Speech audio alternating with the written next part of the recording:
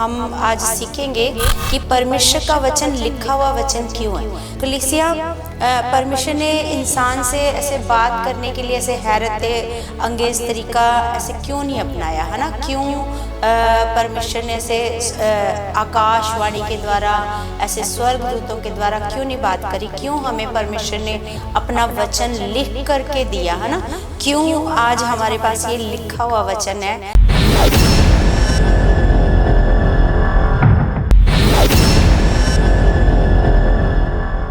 Praise the Lord everyone, God bless you all. परमेश्वर आप सबको बहुत सारी बरकतें, आशीषें मसीह में दे चुके हैं। सर्वशक्तिमान पिता का हम धन्यवाद करते हैं कि इसे आज का सुंदर समा हमें परमेश्वर ने दिया। परमेश्वर ने हमें इकट्ठा होने का मौका दिया। परमेश्वर ने अपने वचनों से बात करने का मौका दिया। ये परमेश्वर की दया है हमारे ऊपर। परमेश्वर का ये प्रेम है कलीसिया कि प्रतिदिन परमेश्वर हम लोगों को अपने वचन से सिखाते हैं, आत्मा में बढ़ाते हैं। परमेश्वर अपने वचनों का ज्ञान देते हैं, समझ देते हैं। परमेश्वर ने हमें बुद्धि दी है कलीसिया, और परमेश्वर में चलना सिखाते हैं। तो हम अपने परमेश्वर पिता का जितना भी धन्यवाद करें उतना कम है कलीसिया। तो आज हम जिस विषय पर बात करने जा रहे हैं, जिस विषय पर परमेश्वर के वचन से सीखने जा रहे हैं, वो ये वचन है कि परमेश्वर का वचन लिखित ही क्यों है ना। लिखित में ही क्यों है। अगर परमेश्वर चाहते तो ऐसे भी बातें कर सकते थे परमेश्वर, है ना। तो ऐसे मतलब हम आज सीखेंगे कि परमेश्वर का वचन लिखा हुआ वचन क्यों है। तो कलीसिया, परमेश्वर ने इंसान से ऐसे बात करने के लिए ऐसे हैरत अंगेज तरीका ऐसे क्यों नहीं अपनाया, है ना। क्यों परमेश्वर ने ऐसे आकाशवाणी के द्वारा, ऐसे स्वर्गदूतों के द्वारा क्यों नहीं बात करी। क्यों हमें परमेश्वर ने अपना वचन लिख करके दिया, है ना। क्यों आज हमारे पास ये लिखा हुआ वचन है। तो कलीसिया, शुरू में ऐसा नहीं है कि आकाशवाणी के द्वारा परमेश्वर ने बातें नहीं करी। परमेश्वर ने करी है ना। आकाशवाणी के द्वारा भी परमेश्वर ने ऐसे इजराइलियों से, स्वर्गदूतों के द्वारा ऐसे बातें करी हैं। तो कलीसिया, जैसे हम एक वचन देखते हैं निर्गमन 20 का 18। तो यहाँ पर लिखा है, सब लोग गर्जन और बिजली और नरसिंगे के शब्द सुनते और धुआं उठते हुए पर्वत को देखते रहे, और देख के कांप कर दूर खड़े हो गए। और वे मूसा से कहने लगे, तू ही हमसे बातें कर, तब तो हम सुन सकेंगे, परंतु परमेश्वर हमसे बातें ना करे, ऐसा ना हो कि हम मर जाएं, है ना। मूसा ने लोगों से कहा, डरो मत, क्योंकि परमेश्वर इसलिए आया है कि तुम्हारी परीक्षा करे, और तुम्हारा भय तुम्हारे मन में, और उसका भय तुम्हारे मन में बना रहे कि तुम पाप ना करो। और वे लोग दूर ही खड़े रहे, परंतु मूसा उस घोर अंधकार के समीप गया जहां परमेश्वर था। तो यहाँ पर हम देखते हैं कि यहाँ पर इजराइलियों से परमेश्वर किस प्रकार बातें कर रहा है ना, स्वर्गदूतों के द्वारा। यहाँ पर कैसे आकाशवाणी के द्वारा परमेश्वर इजराइलियों से जब बातें करने लगा तो वो लोग डरने लगे, है ना। वो लोग डर गए और मूसा से कहने लगे, मूसा तू ही हमसे बातें कर, है ना। क्योंकि परमेश्वर को पता है अपने बच्चों से किस प्रकार बात करनी है। क्योंकि परमेश्वर नहीं चाहता कि परमेश्वर का भय ऐसे मतलब एक डरावना परमेश्वर का एक, है ना, मतलब कैरेक्टर इजराइलियों के ऐसे मन में समा जाए कि परमेश्वर क्या है, डरावना है, परमेश्वर की आवाज़ सुनकर डर लगता है। इसलिए परमेश्वर ये सब नहीं चाहता। इसलिए जब इजराइली डर गए तो उन्होंने मूसा से कहा, मूसा तू ही हमसे बातें कर, परमेश्वर हमसे बातें ना करे। तो फिर मूसा ने उनसे कहा कि उन्होंने आगे कहा कि ऐसा ना हो कि हम मर जाएं। मतलब सोच के देखो कलीसिया कि वो उस आवाज़ को सुनकर कितना डर गए, कितना घबरा गए कि वो ऐसे मूसा से कहने लगे कि ऐसा ना हो कि हम ये आवाज़ सुनकर क्या हो जाएं, ऐसे डर जाएं, ऐसे मर जाएं। तो सच में कलीसिया, फिर मूसा ने उनको कहा कि नहीं तुम मत डरो। वो वहीं खड़े रहे और मूसा गया फिर परमेश्वर से बातें करने के लिए। मूसा ने परमेश्वर से फिर क्या करी, ऐसे बातें करी अंधकार में, ऐसे मूसा चला गया। तो हम देखते हैं कि किस प्रकार परमेश्वर मतलब जब उन्होंने ऐसे बातें करी तो वो सुन ही नहीं सके, वो परमेश्वर की बात को सुन ही नहीं सके, इतना डर उस समय उनके मनों में आ गया। तो इसलिए खुदावंद ने क्या किया, अपना वचन लिखित रूप में दिया।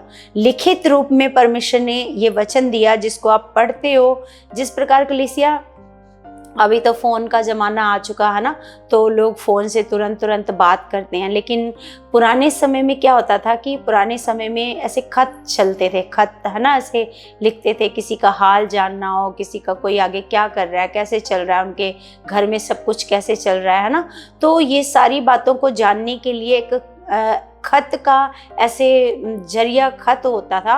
तो कलीसिया जब किसी के पास ऐसे खत आ जाता था, तो जैसे अपने अजीज़ का, प्यारे किसी इंसान का खत आ जाता था, तो जब वो मतलब उस खत को पढ़ता था तो वो बातें पढ़कर ऐसे बहुत ऐसे आनंदित होता था, ऐसे लगता था कि उसके मन की बातों को मैंने क्या कर लिया है, ऐसे जान लिया है, उसके जीवन में जो बातें हो रही हैं उसको मैंने क्या कर लिया है, ऐसे जान लिया है। तो वो खत पढ़कर ऐसे आनंदित होते थे। तो उसी प्रकार कलीसिया, ये जो खुदावंद का वचन है, ये लिखा हुआ वचन है, ये हमारे लिए हमारे पिता परमेश्वर के एक खत के समान ही है। जिस प्रकार लोग पुराने समय में खत को पढ़कर बहुत आनंदित होते थे, उस खत को ऐसे, उस चिट्ठी को ऐसे संभाल करके रखते थे, है ना, कि हमारे अजीज़ की क्या आई है, ऐसे चिट्ठी आई है, उसने अपनी बातों को लिखा है ना। तो उसी प्रकार हमारे लिए ये परमेश्वर का लिखा हुआ वचन क्या है, ऐसे एक खत के समान है, जिसमें परमेश्वर ने अपने मन की बातों को कहा है, परमेश्वर ने हमें दिलेरी देने को लिखा है, परमेश्वर हमें उत्साहित करता है, परमेश्वर हमें दुख से बाहर आने का ऐसे तरीका बताता है, चिंता से बाहर आने का तरीका बताता है। तो ये चीज़ें पढ़कर हम भी क्या हो जाते हैं, ऐसे आनंदित। जो परमेश्वर के वचन को लगातार पढ़ते हैं, लगातार परमेश्वर के साथ बातें करते हैं, परमेश्वर की मन की बातों को जानते हैं, तो वो भी क्या हो जाते हैं, ऐसे आनंदित होते हैं ना। तो अगर मूसा, सोच के देखो कलीसिया, अगर मूसा इस व्यवस्था को, ऐसे कानून की व्यवस्था को अगर नहीं लिखता तो फिर क्या होता, है ना। मतलब अगर ये ऐसे सिर्फ मतलब जो जैसे सिर्फ बोलना होता, बोलकर बताना होता, तो सोच कर देखो क्या जो मूसा है, जो इतने ढेरों नियम परमेश्वर ने दिए, वो शब्द बाय शब्द, है ना, याद रख पाता, है ना, मूसा ऐसे याद रख पाता, या फिर वैसे ही सेम शब्द क्या वो इजराइलियों तक पहुंचा पाता, है ना, परमेश्वर के लोगों तक पहुंचा पाता, बिना चूक वो सारी बातें जो परमेश्वर ने उससे कही थी, वो सारी बातें ऐसे दे पाता उन लोगों को, तो नहीं दे पाता ना। तो अगर वह नहीं लिखता, तो सोच के देखो कि ये जो जैसे हम हैं, आने वाली पीढ़ियां, तो अगर मूसा इन सारी बातों को नहीं लिखता तो हम तक वो बातें सेम टू सेम कैसे पहुंचती, है ना। हमारे तक तो वो मतलब जब तक हमारे पास आती तब तक उनका तो बिल्कुल मतलब उसका मतलब ही बदल चुका होता। हम तो उन्होंने कहा कुछ और होता, आज हम कर कुछ और रहे होते। उन्होंने किसी और तरीके का विश्वास करना या कोई और व्यवस्था और कानून और विश्वास बताया होता, तो हम कुछ और कर रहे होते अगर ये बातें लिखी ना होती, है ना। तो जिस प्रकार कलीसिया जैसे कई ज़बानी तौर पर अगर हम बातें करते हैं, जैसे जो ऐसे ज़ुबानी तौर पर जो बातें करते हैं, तो ज़ुबानी तौर पर जो बातों पर निर्भर रहना वो बहुत ऐसे मुश्किल हो जाता है। लेकिन लिखी हुई बातों को हम चाहे सालों बाद भी पढ़ते हैं, तब भी हमें उसका मतलब वही समझ में आता है ना, वही समझ में आता है। जैसे आज हम, है ना, हजारों साल पहले, है ना, समझ लो 2025 साल पुराना ये हम लोग परमेश्वर का वचन पढ़ते हैं, है ना। तो सोच के देखो आज भी हमें समझ में आता है ना, जो राजाओं ने कैसा जीवन बिताया, नबियों ने कैसा जीवन बिताया, विश्वास करने वाले भविष्यद्वक्ताओं ने कैसा जीवन बिताया, आज भी हम समझ जाते हैं ना। तो कलीसिया इसी प्रकार, जैसे हम आपको, जैसे एक एग्जाम्पल है, जैसे मान लो आपको किसी को कहानी सुनानी है, एक लंबी कतार है, ऐसे लंबी कतार है, और आपने सबको अलग अलग ऐसे आगे से आगे सबने ऐसे कहानी को ऐसे सुनाना है। जैसे आपने पहले बंदे को कहानी सुनाई और उसने आगे सुनानी है, फिर आगे सुनानी है, फिर उसने आगे सुनानी है, ऐसे मान लो लंबी कतार है ना। तो जब लास्ट वाले बंदे के पास ये कहानी ऐसे पहुंचेगी तो तब तक वो कहानी बिल्कुल बदल चुकी होएगी, है ना, बिल्कुल बदल चुकी होएगी। क्योंकि अगर लिखा हुआ आपने कुछ दिया होता किसी अगले के हाथ में, फिर दूसरे के हाथ में, उसने भी पढ़ा, फिर उसने भी पढ़ा, तो सबने एक जैसा ही पढ़ा। लेकिन अगर आप जुबान से बातों को करते हो, जैसे जुबान पर ऐसे निर्भर रहते हैं ना, तो जुबानी तौर पर जो भी बातें करते हैं तो वो क्या होती हैं, फिर वो चेंज हो जाती हैं, वो बदल जाती हैं, है ना। लेकिन जो लिखी हुई बातें हैं वो फिर कभी नहीं बदलती, है ना। तो इसी प्रकार कलीसिया जैसे परमेश्वर, जैसे बुद्धि का परमेश्वर क्या देता है, ऐसे सबूत। क्योंकि परमेश्वर को पता था कि अगर जुबानी तौर पर ये बातें रहेंगी तो पीढ़ियों तक जाते जाते ये सारी बातें क्या हो जाएंगी, बहुत बदल जाएंगी, है ना। तो परमेश्वर ने क्या दिया, ऐसे बुद्धिमानी का सबूत दिया, और परमेश्वर ने ऐसे फैसला किया इस वचन को लिखने का, है ना, इस वचन को लिखित वचन बनाने का क्या किया, ऐसे फैसला किया। और जैसे हम ऐसे वचन पढ़ते हैं निर्गमन 34 का, जब उन्होंने मूसा को हिदायत दी इन वचनों को लिखने की, तो हम पढ़ते हैं 34 का पढ़ते हैं 27। अगर आप 34 का 1 से ही पढ़ते हैं तो परमेश्वर ने मूसा को तख्तियों पर ऐसे उंगली से ऐसे लिख करके दिया। शुरुआत करी परमेश्वर ने मूसा को कहा 2 तख्तियां लेकर के आ, और तख्तियों पर खुद परमेश्वर ने उंगली से उन पर ऐसे आज्ञाओं को ऐसे लिख करके दिया। ऐसे नहीं ऐसे जुबानी तौर पर मूसा को कहा मूसा ये आज्ञाएं हैं और जा करके ऐसे इजराइलियों को बता दे, लेकिन ऐसा नहीं किया परमेश्वर ने, है ना। परमेश्वर को पता है आने वाले समयों में, है ना, आने वाले समय का सब कुछ परमेश्वर को पता है। इसलिए परमेश्वर ने खुद पटियाओं के ऊपर क्या करा, ऐसे आज्ञाओं को ऐसे लिख करके दिया। जैसे हम 34 का 27 में पढ़ते हैं, 27 में लिखा है, तब यहोवा ने मूसा से कहा ये वचन लिख ले, क्योंकि इन्हीं वचनों के अनुसार मैंने तेरे और इज़राइल के साथ वाचा बांधी है ना। तो यहाँ पर यहोवा ने मूसा से कहा ये वचन लिख ले। परमेश्वर ने उसको तुरंत ये वाले वचन क्या कहा, ऐसे लिखने को कहा। तो सच में कलीसिया लिखा उन्हीं, क्योंकि इन्हीं वचनों के अनुसार मैंने तेरे और इज़राइल के साथ वाचा बांधी है। जो भी परमेश्वर ने प्रोमिसेस किए हैं, जो भी परमेश्वर ने बातें करी हैं, है ना, तो वो परमेश्वर का वचन मूसा को कह रहा है, परमेश्वर कह रहा है कि इन सारी बातों को क्या कर ले, लिख ले, है ना।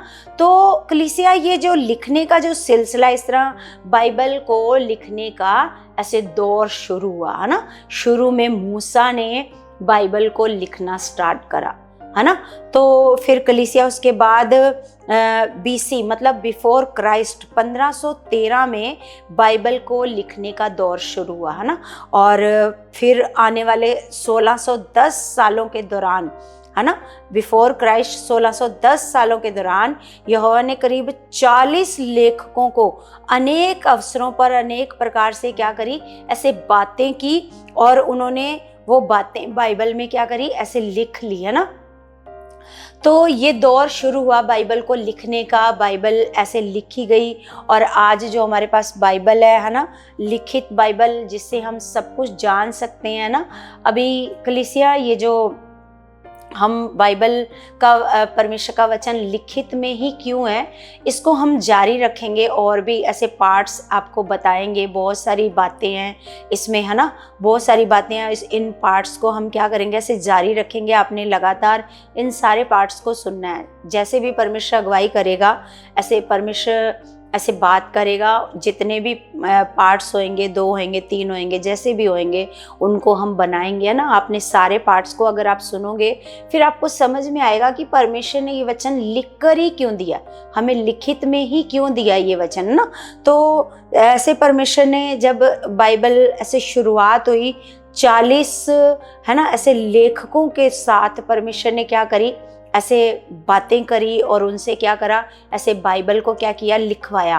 और उन लोगों ने क्या किया, हूबहू जो परमेश्वर के मुंह से निकले वचन थे, जो निकली हुई बातें थी, हूबहू सेम टू सेम वो बातें, परमेश्वर की बातें, वो उन्होंने बाइबल में ऐसे लिख दी, सेम टू सेम ऐसे कॉपी करी और वो बाइबल ऐसे लिखी गई। आज क्यों, है ना, तिमोथियस की पुस्तक 3:16 में ऐसे लिखा है कि संपूर्ण पवित्र शास्त्र परमेश्वर की प्रेरणा से रचा गया। संपूर्ण पवित्र शास्त्र, क्योंकि अलग अलग लोगों को परमेश्वर ने उभारा, उनसे बातचीत करी, उनसे वचनों को लिखवाया, है ना। तो ऐसे करके ये बाइबल, हमारे पास जो आज बाइबल है, ये सच में उस समय की हूबहू कॉपी है जब परमेश्वर अपने लोगों से बात करता था, जब परमेश्वर ने अपने लोगों से बात करी। आज भी परमेश्वर बातें करता है ना। जैसे परमेश्वर का वचन 2 प्रकार का वचन है ना। तो जैसे लिखा हुआ वचन है और परमेश्वर रेमा वचन है। परमेश्वर हमें ताज़ा ताज़ा वचन भी देता है, आत्मा के द्वारा नया नया वचन भी देता है, और हम लिखे हुए वचन को भी पढ़ते हैं, उस समय का वचन भी पढ़ते हैं। और आज भी परमेश्वर हम लोगों को क्या करता है, ऐसे परमेश्वर ताज़ा ताज़ा वचन देता है ना। तो इसी प्रकार परमेश्वर का जो वचन है कलीसिया, ये उस समय के लोगों ने हूबहू सेम टू सेम ऐसे लिखा, लेकिन उस समय ये इब्रानी यूनानी भाषा में, है ना, हिब्रू भाषा में ऐसे लिखा था ये वचन।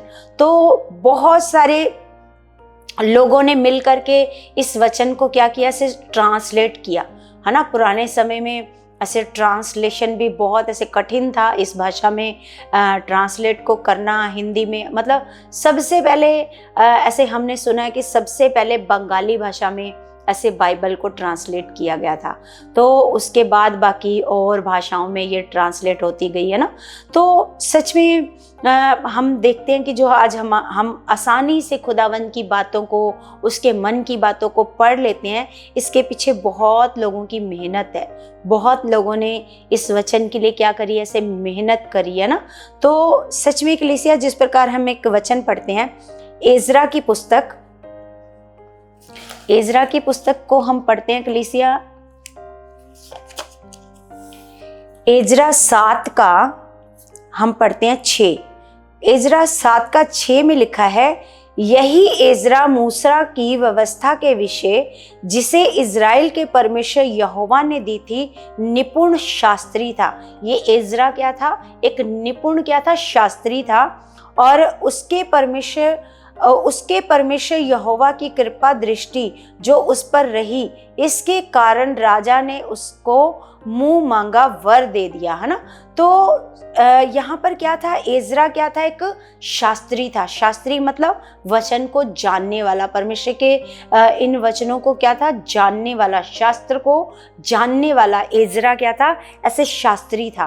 तो उसके बारे में लिखा है, यही एजरा मूसा की व्यवस्था के विषय जिसे इज़राइल के परमेश्वर यहोवा ने दी थी, निपुण शास्त्री था। निपुण का मतलब ऐसे बहुत अच्छा जानकार था, इसको बहुत अच्छे तरीके से जानता था इस परमेश्वर के वचनों को। तो कलीसिया, हम एक वचन और पढ़ते हैं, भजन संहिता 45 का हम पढ़ते हैं 1। 45 का 1 में लिखा है, मेरा हृदय एक सुंदर विषय की उमंग से उमड़ रहा है, जो बात मैंने राजा के विषय रची है उसको सुनाता हूँ। रची मतलब मैंने लिखी है, उसको मैं क्या करता हूँ, सुनाता हूँ।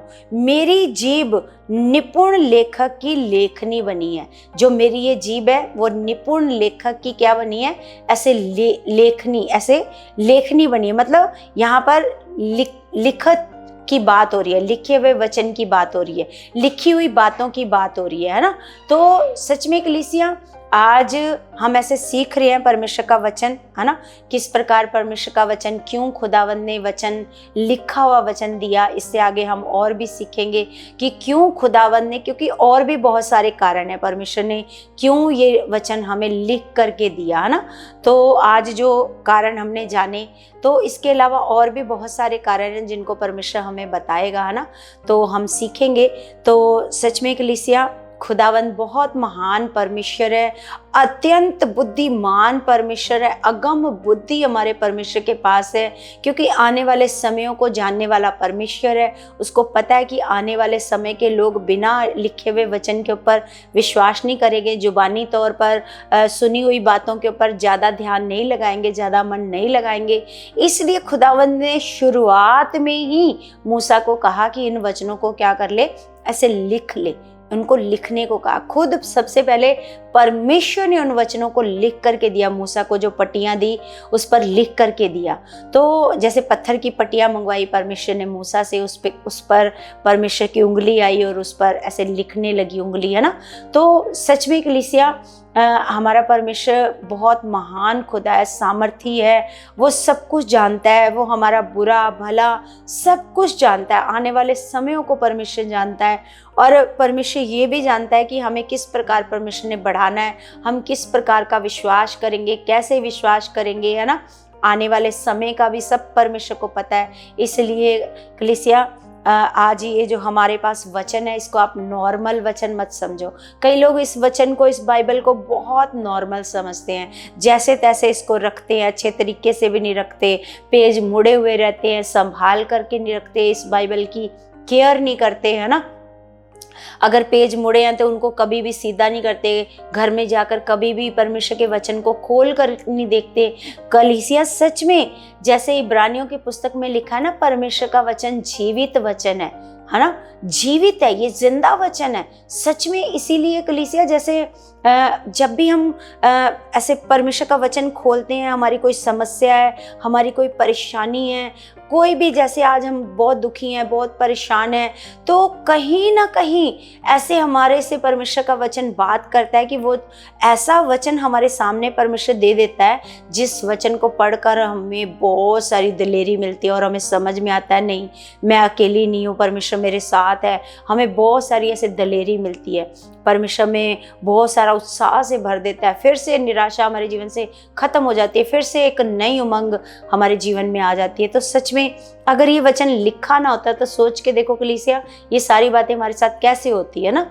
तो सच में हम अपने परमेश्वर का बहुत बहुत धन्यवाद करते हैं इन लिखे हुए वचन के लिए, परमेश्वर की दया के लिए, परमेश्वर के प्रेम के लिए, इसके लिए हम धन्यवाद करते हैं यीशु मसीह के नाम से। तो कलीसिया, मैं आप सबसे रिक्वेस्ट करती हूँ कि आपने इस वीडियो को ज़रूर ज़्यादा से ज़्यादा क्या करना है, ऐसे शेयर करना है, ताकि लोग ये जो लिखा हुआ हमारे पास वचन है इसको नॉर्मल ना समझे, है ना, इसको नॉर्मल ना समझे, इसको लगातार पढ़ना शुरू करें, इसको पढ़ने की आदत डालें, है ना। तो सच में कलीसिया, आपने ज़्यादा से ज़्यादा इस वीडियो को लाइक करना है, कमेंट करना है और सब्सक्राइब करना है, ज़्यादा से ज़्यादा वीडियो लोगों तक पहुँचानी है, ताकि परमेश्वर के जो लोग हैं परमेश्वर के इन वचनों को सीखें, इन वचनों को पढ़ें, इसको पढ़ने की आदत डालें। मेरा विश्वास है परमेश्वर आपके जीवन में बहुत कार्य कर चुका और परमेश्वर आपको बहुत इस्तेमाल कर चुका अपने भले कामों के लिए, यीशु मसीह के नाम से। तो कलीसिया, हम सब अपने हाथों को उठाएंगे अपने स्वर्गीय पिता की ओर।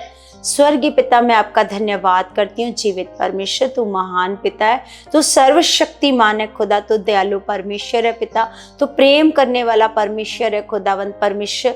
तेरी दया के लिए हम धन्यवाद करते, तेरे प्रेम के लिए, तेरे उपकारों के लिए पिता, जो आज तक पिता आपने हम पर उपकार किए परमेश्वर, हम उसके लिए धन्यवाद करते मेरे पिता परमेश्वर।